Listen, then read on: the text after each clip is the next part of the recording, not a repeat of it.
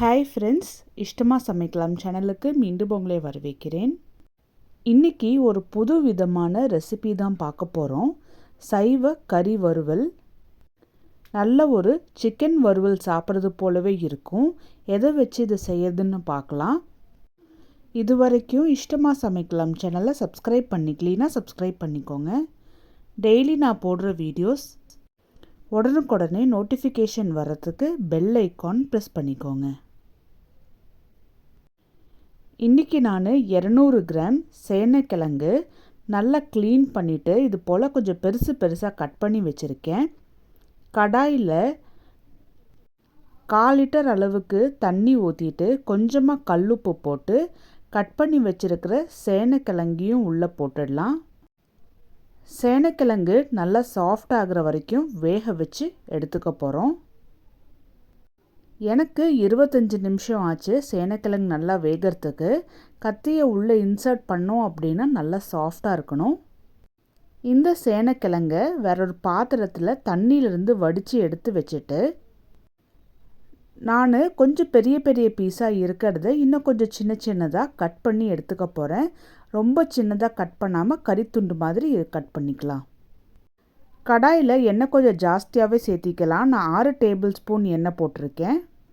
எண்ணெய் சூடான உடனே 1 டீஸ்பூன் சோம்பு, 1 பட்டை, 2 கிராம்பு, 1 ஸ்டார், கொஞ்சமாக கடல் பாசம், 4 கீத்தல் போட்ட ஒரு பச்சை மிளகா, கொஞ்சமாக கருவேப்பிலை. மீடியம் டு ஹை ஃப்ளேமில் வச்சு இது எல்லாமே நல்லா முருகல் போல் வறுத்து எடுத்துக்கலாம். இதில் நான் 4 நார்மல் சைஸ் வெங்காயம் சின்னதாக கட் பண்ணி வச்சுருக்கேன். அதையும் போட்டு நல்லா வறுத்து எடுக்கணும். ஆரம்பத்தில் வெங்காயத்தை எண்ணெயோடு சேர்த்தி நல்லா கலந்துட்டுடலாம்.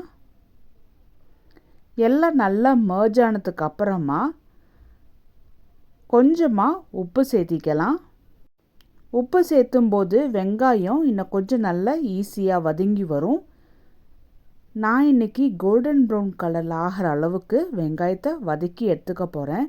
அப்போ தான் இந்த கிரேவி கன்சிஸ்டன்சி நல்ல ஒரு டேஸ்டியாக இருக்கும். வெங்காயத்தை நல்லா இது போல் கலந்துட்டுட்டு மிதமான சூட்லையே டிஸ்டர்ப் பண்ணாமல் விட்டுடலாம். ஒரு 5 நிமிஷத்துக்கு அப்புறம் நான் கலந்து பார்க்குறேன். இன்னமும் நான் எக்ஸ்பெக்ட் பண்ண அளவுக்கு கோல்டன் ப்ரௌன் கலரில் வரல. அதனால ஒரு தடவை நல்லா கலந்துட்டுட்டு திரும்பவும் டிஸ்டர்ப் பண்ணாமல் விட்டுடலாம். ஒரு 10 நிமிஷத்துக்கு அப்புறம் பார்த்தோம்னா வெங்காயம் நல்ல ஒரு லைட்டாக கோல்டன் ப்ரௌன் கலரில் சேஞ்ச் ஆகிருக்கு.